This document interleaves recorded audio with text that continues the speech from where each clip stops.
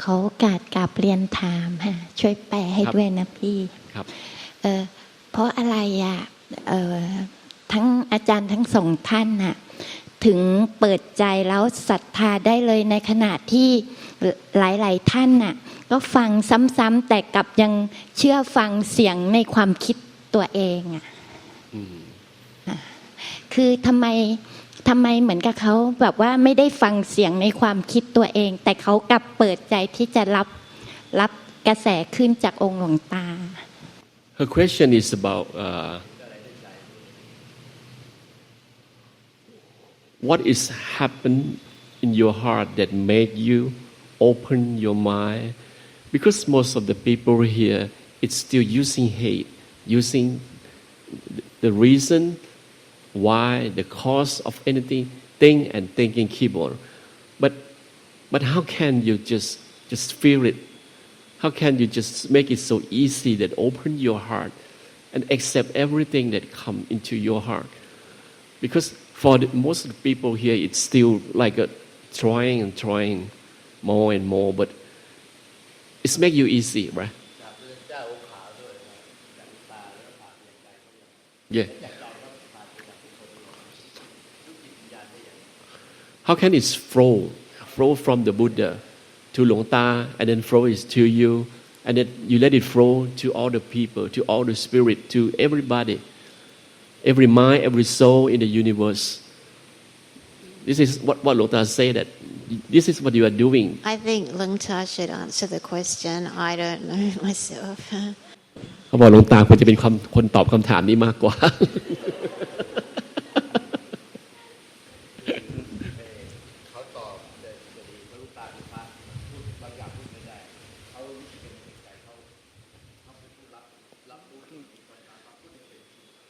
Lota said that maybe you rejected the people, but the monk for the monk, like something special, something that is over the reason, beyond the reason. Something the monk cannot speak, but for the people like us, they can speak freely. So Lota said that it's better that if you can express, you can speak anything. So we'll be sharing. Okay, there was. Share anything? Yeah, the first thing when you repeat the question was you trying so hard to have a feeling, but I didn't try at all. So if you try, you have a goal, you're suffering, don't get a feeling. So just accept there is no feeling. And if there is a feeling, don't explain it. It's there, and maybe it's gone already. Yeah. So if you try and try, like me, in front of the white Buddha, nothing happens. You're only suffering and suffering and suffering. Yeah. Until you let it go, accept it, and then maybe something happens or something not happens. Okay, accept that too. ไม่ต้องแปลนะพี่มุ้ยเข้าใจนะ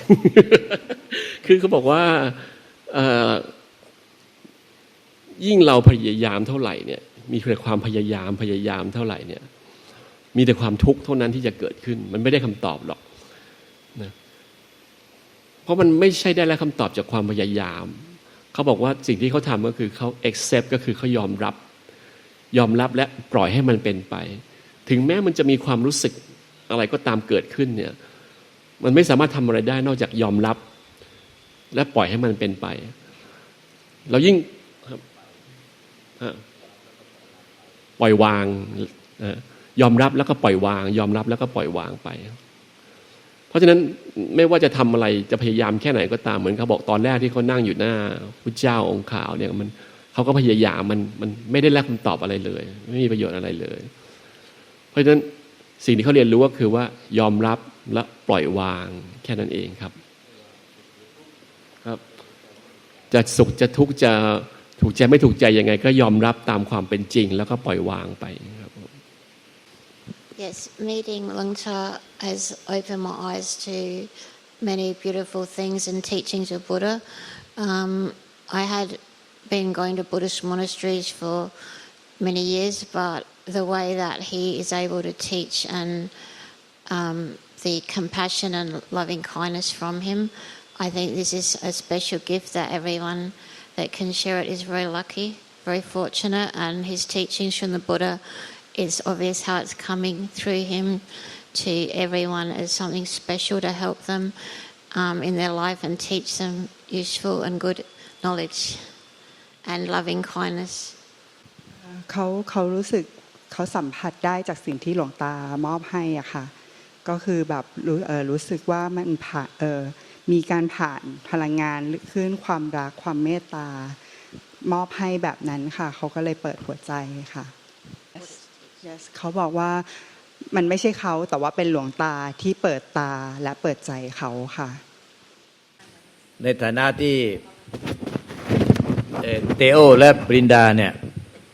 เขามาหน้าข้างหน้าแล้วก็มองเห็นพวกเรามานานมาได้สักพักหนึ่งแล้วเนี่ยเขาจะรู้ว่าแต่ละคนเป็นยังไงมีสภาวะมีความสุขความทุกข์ความผ่องใสความเศร้าหมองจมอยู่ในความทุกข์ยอมรับได้ยอมรับไม่ได้หรือมีความดิ้นรนทะยานอยากหรือว่าสงบหรือเล่าร้อนเขาก็จะมองออกทั้งปรินดาและเตโอหลวงตาเชื่อว่าเขามองออกเขามองทุกคนออกแล้วก็เมื่อเขามองทุกคนออกแล้วเขาอยากจะบอกกับทุกคนยังไงขอให้บอกออกมาจากใจพูดออกมาจากใจของเขาตรงๆซื่อๆตรงๆSo it's hard to describe the feeling when you feel loving kindness, but it's happiness, peace, content. Not exactly like maybe like good energy, but happiness, and it's like I believe in you. It's all these feelings together, really amazing feelings, and it's a bit like if you like have looked at a baby's loving eyes or someone that loves you. I remember even looking once at a dolphin's eyes and I said, oh, this dolphin, I think it's communicating with his eyes, but that is different. But with Langta, it's amazing, loving kindness that you can learn to be able to, or you can just open your heart and feel this loving kindness. But as I said, it's a happiness, content is hard to put in words, but it's a very good feeling coming from his Buddha's teachings, from Buddha, that he's able to give each person individually. I can't explain it very well. เขาก็บอกว่าเขาเข้าใจว่าไอ้ความรู้สึกต่างๆอารมณ์ต่างๆที่มันเป็นนามธรรมค่ะมันยากที่จะอธิบายออกมาแต่ว่ามันสามารถสัมผัสได้ตัวอย่างง่ายๆจากการมองเห็นแววตาผู้คนหรือว่าเห็นแววตาง่ายๆอย่างโลมาหรืออะไรพวกนี้ค่ะแต่จะไม่เหมือนกับที่เห็นจากหลวงตาเพราะว่าพิเศษมากก็จะเห็นท่านส่งผ่านความรักความเมตตาส่งความหวังดีแล้วก็มอบความรู้ให้ทุกคนในรูปแบบต่างๆกันสำหรับแต่ละคน What's your last word?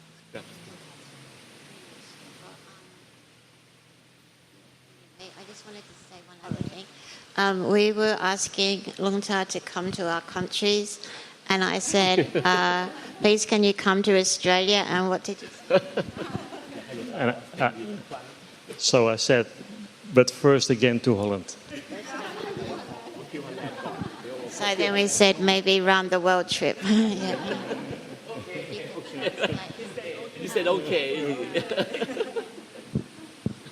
if you translate that, will everyone understand? เขาอยากให้แปลคือเขาอยากจะนิมนต์หลวงตาไปที่ออสเตรเลียค่ะแต่เตโอบอกว่าเตโอกดบัตรคิวก่อนดร.บริดาก็เลยบอกว่าถ้าอย่างนั้นก็ไปทั่วโลกเลยละกันค่ะเดี๋ยวบอกไม่งั้นเขาไปออสเตรเลียด้วยก็ได้เตโอบอกว่าถ้าอย่างนั้นไปออสเตรเลียด้วยก็ได้ค่ะ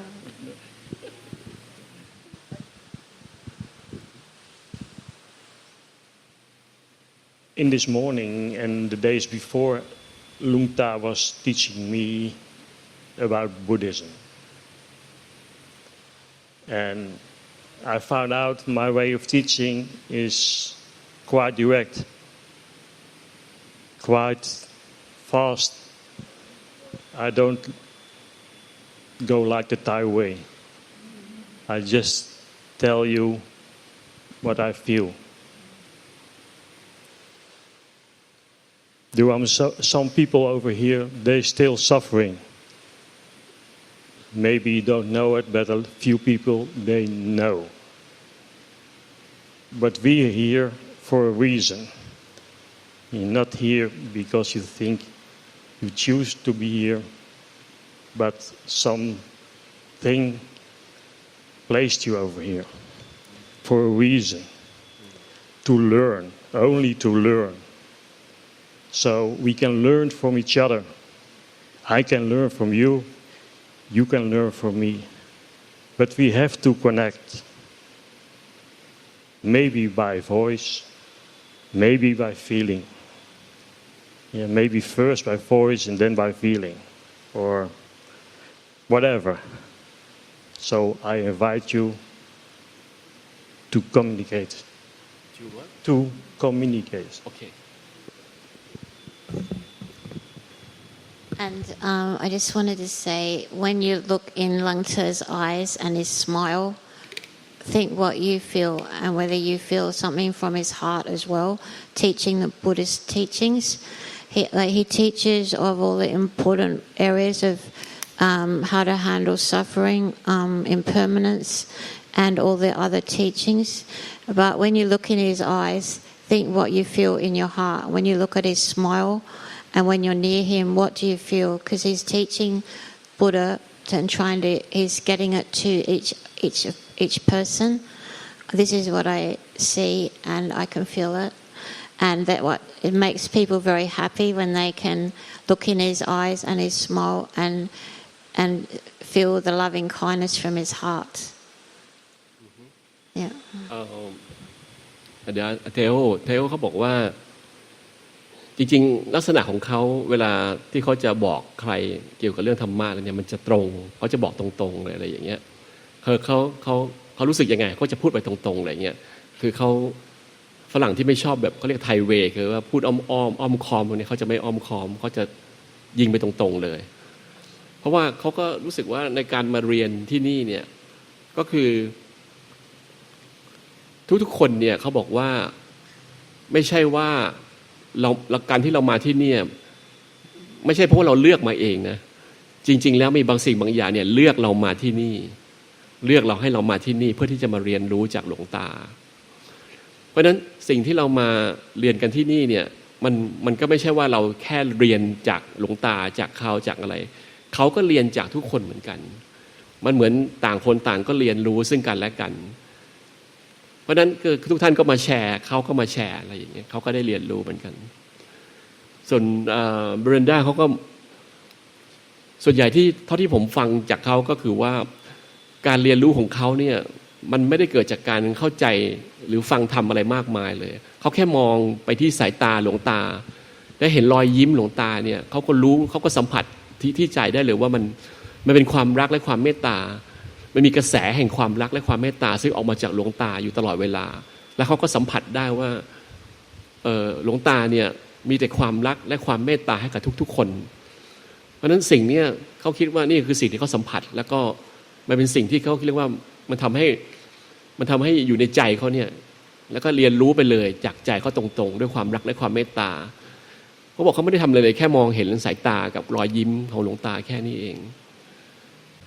เท่าที่หลวงตาสังเกตเองครับทางปริญดาและดร.ปริญดาแล้วก็เตโอเขาทำเข้าถึงใจเป็นธรรมได้รวดเร็วเพราะว่า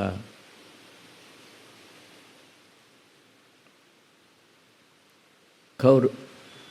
มีพื้นฐานของจิตใจที่เป็นผู้เมตตาอบอ้อมอารี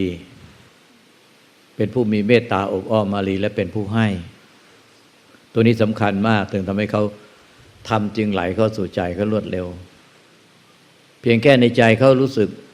มันเป็นพื้นเดิมของจิตใจทั้งคู่เนี่ยก็มีเหมือนกันคือความรักความเมตตาต่อผู้อื่นความเป็นผู้ให้ เพียงดังนั้นในเวลาเขาไปนั่งต่อหน้าพุทธเจ้าองค์ขาวที่ลานธรรมเขาไปนั่งอยู่เงียบๆในขณะที่ไม่มีคนอื่นเนี่ยเขาก็จะสัมผัสรับรู้ถึงพลังงานบางอย่างทั้งเป็นคลื่นพลังงานแสงสีต่างๆผ่านจากพุทธเจ้าองค์ขาวมายังเขาซึ่งพลังงานนี้ก็เป็นพลังงานที่เป็นคลื่นพลังงานที่ผ่านมายังหลวงตาด้วยแล้วก็ผ่านไปยังพวกทุกท่านผ่านไปยังท่านทุกท่านโดยไม่เลือกที่รักมาที่ชังเสมอกันแล้วพลังงานนี้ก็ผ่านไปยังเขาด้วยที่ผ่านจากพุทธเจ้ามาผ่านจากหลวงตาไปและผ่านไปยังทั้งเตโอแล้วก็ปรินดามันเป็นพลังงานที่ออกไปจากใจที่เมตตาเป็นอัปปปัญญาเป็นผู้ให้เมื่อใจเขาเป็นผู้ให้เขาก็ปรารถนาว่าความรู้ความเข้าใจที่เขารับรู้ด้วยใจไม่ใช่ผ่านระบบความคิดเพราะว่าเขามาในเวลาอันสั้นเขาไม่ได้ฟังด้วยสมองที่สรุปธรรมด้วยความเข้าใจแต่เอาทำไปทั้งหมดโดยเรียกว่าถ่ายทอดธรรมจากจิตหนึ่งสู่จิตหนึ่งคือพุทธะจิตหนึ่งหมายถึงว่าจิตมีหนึ่งเดียวไม่เป็นจิตของใครจิตพุทธเจ้าจิตพระปัจเจกพุทธเจ้าจิตพระอรหันตสาวกจิตของเราจิตของคนนั้นคนนี้จิตของสัตว์เดรัจฉานจิตของสรรพสัตว์ทั้งหลายเนี่ยคือจิตเดิมแท้มีหนึ่งเดียวคือธาตุรู้ที่เป็นพุทธะเป็นผู้รู้ผู้ตื่นผู้เบิกบานที่ไม่มีตัวตนของผู้รู้ไม่ใช่เราเป็นผู้รู้เป็นธรรมชาติรู้เดียวกันรู้แจ้งสัจธรรมความจริงว่าสิ่งใดเกิดสิ่งนั้นดับไปเป็นธรรมดาไม่มีอะไรยึดมั่นถือมั่นได้และมีธรรมชาติหนึ่งที่ไม่มีอะไรปรากฏเลยเป็นความรู้ที่ออกมาจากธรรมชาติที่ไม่มีอะไรปรากฏอยู่ในธรรมชาติเมื่อมีความศรัทธาธรรมชาตินี้ก็จะปรากฏขึ้นมาเมื่อมีความศรัทธาและปรารถนาดีต่อผู้อื่นธรรมชาตินี้ก็ปรากฏผ่านจากพุทธเจ้าองค์ขาวมาผ่านหลวงตาไปยังเขาไปยังใจเขาทันทีแล้วเขาก็สามารถจะส่งผ่านธรรมชาติของพุทธะที่เป็นธรรมชาติเดียวกันเป็นผู้รู้ผู้ตื่นผู้เบิกบานเนี่ยไปยังโดยจิตวิญญาณไม่ว่าจะเป็นมนุษย์ไม่ใช่มนุษย์เทพเทวดาอินทร์พรหมยมยักษ์นาคุเป็นนกุลทันเขาก็มีความปรารถนาดีออกไปเลยและความปรารถนาดีออกไปเนี่ยเดี๋ยวมันก็จะไปแปลสัญญาณให้เขาเข้าใจเองว่าเขาจะออกไปเป็นสมมุติพูดภาษาสมมุติออกไปให้คนอื่นได้ซึ่งมีความทุกข์อยู่ให้หายจากความทุกข์โศกเศร้าได้อย่างไรเขาก็จะพูดออกไปตามความรู้สึกที่เขารู้สึกได้จากใจเขาก็พูดไปอย่างนั้นเลยดังนั้นเวลาสอนของเขาเนี่ยมันจึงไม่มีรูปแบบไม่มีรูปลักษณ์ตายตัวโดยที่ผ่านจากใจไปสู่ใจผ่านจากธรรมชาติผ่านจากพุทธเจ้าองค์ขาวผ่านจากหลวงตาผ่านจากเขาแล้วก็ผ่านจากจิตใจที่บริสุทธิ์ของเขาที่เป็นเมตตาอัปปมัญญาที่ออกมาจากธาตุรู้ที่บริสุทธิ์ก็ผ่านออกไปเลยไปยังผู้อื่นเลยมันต่างกันตรงที่ว่าถ้าผู้ใดคิดจะรับเอาอย่างเดียวคิดจะเอาธรรมชาตินี้จะไม่เข้าไปสู่ใจของผู้นั้นเลยเพราะเขามีแต่จะเอาแม้แต่เขาไปอยู่ต่อหน้าพุทธเจ้าองค์ขาวเขาก็จะพยายามไปคาดคั้นต่อพุทธเจ้าองค์ขาวว่าเขาจะเอาอย่างไงเขาจะให้ได้อย่างไงทำไงเขาถึงจะได้ทำไงเขาจะเป็นทำยังไงเขาจึงจะสำเร็จเขามีแต่จะเอาแต่มันต่างจากของเตโอกับปรินดามากเลยเขาไปอยู่ต่อหน้าพุทธเจ้าองค์ขาวว่าเขาจะกลับแล้วเขาจะนำพระธรรมคำสอนไปช่วยเหลือผู้อื่นในประเทศชาติเขาอย่างไรมันต่างกันฟ้ากับดินพวกหนึ่งเป็นส่วนใหญ่ด้วยเข้าไปหาพุทธเจ้าไปคาดคั้นว่าทำยังไงเราจึงจะได้เราจึงจะเป็นเราจึงจะไม่ทุกข์เราจึงจะพ้นทุกข์เราจึงจะนิพพานเราจะเป็นอย่างงู้นเราจะเป็นงี้เราอยากได้อยากเอาเราอยากไม่ทุกข์เราอยากพ้นทุกข์เราอยากนิพพานทำไงเราจึงไม่ทุกข์แต่สังเกตดูคำถามเขาที่เขาเข้าไปถามพุทธเจ้าที่เขามาอธิบายเขาจะกลับแล้วเวลาอันสั้น เขาจะนำพระธรรมคำสอนของพระเจ้าของหลวงตาเนี่ยไปช่วยเหลือคนในประเทศของเขาที่มีความทุกข์ได้อย่างไรเพราะเวลามันสั้นเหลือเกินแล้วเขายิ่งเร่งมันยิ่งเครียดเร่งจะเอาความรู้มันก็ยิ่งเครียดสุดท้ายเขาก็ปลดปล่อยมันไปปลดปล่อยที่จะเอาความรู้ไปสอนคนอื่นเพราะเวลามันจะหมดแล้วเขาก็เลยปลดปล่อยมันไปที่จะเอาความรู้เพื่อจะไปสอนคนอื่นเขายิ่งเร่งก็ยิ่งเครียดพอเขาปลดปล่อยนั่นแหละเขาก็รู้แจ้งขึ้นมานี่แน่ที่ทำให้เขารู้ธรรมเห็นธรรมเป็นธรรมเร็วเพราะว่ามีเมตตานึกถึงแต่ผู้อื่น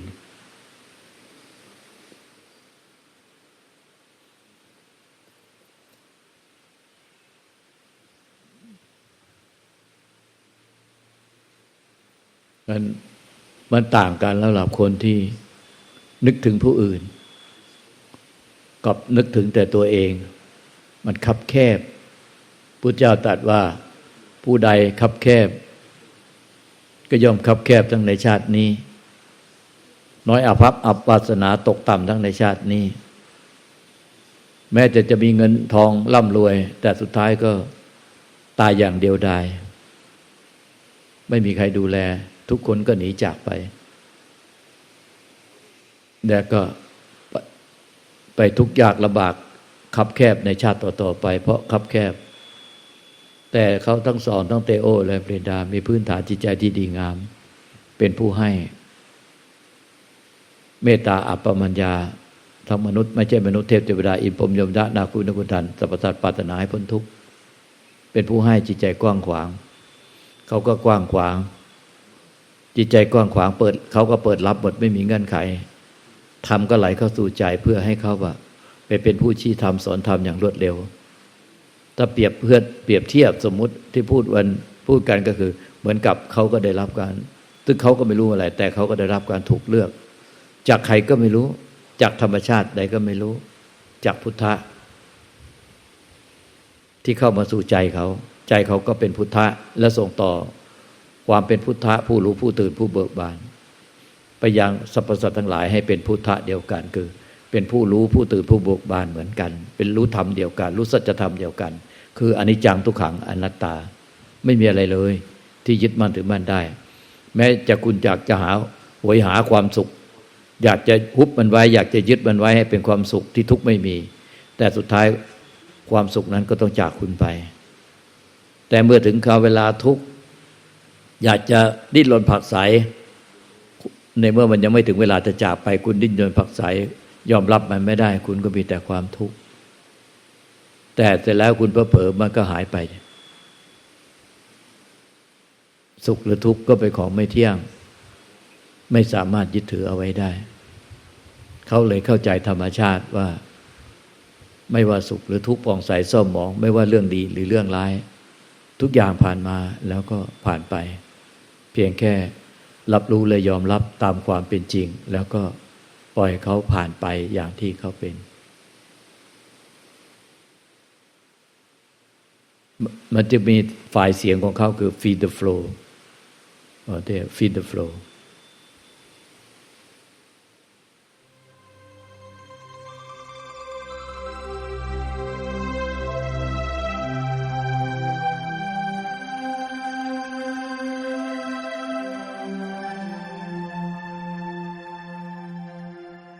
So I heard you just understand the Dhamma like today, like right after you talked to Luang Ta. Yeah, I understand him because he told me everything is like the wind. It comes and it goes. So if you accept it, you can find peace. You find the space between good and bad, the sun and the night. It will change every time. It's difficult to not get it and keep it. So you have to lose it You have to let it go. If it goes, you find happiness. I heard so many times about letting go things like good and bad, but when it's come right in front of my face, I cannot let go. How can you? If you accept it that there will be another time, that it will be good or bad. So if you want to have a good time, there will be next good time and next good time. The time is no good for you, and you want happiness or like that, and you search for it, it will stay longer away. So if you accept it will come and it will come, then it's easy to accept this moment. So you accept that when the happiness comes, you will know that it will come again. It will go again, you know. So, and it will come again, and it will go again, like the wind. So why you want to keep it? It will come again, wind. This moment you find peace. This moment there's no peace anymore, because it's flowing. And that's what you have to accept.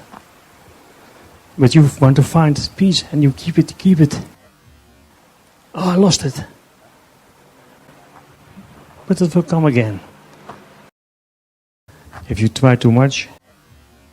it's difficult to find it. And then if you don't find it in a way, the time you want it, just let it go. It will come again. And I don't want to keep the same feeling. I just want to feel the flow.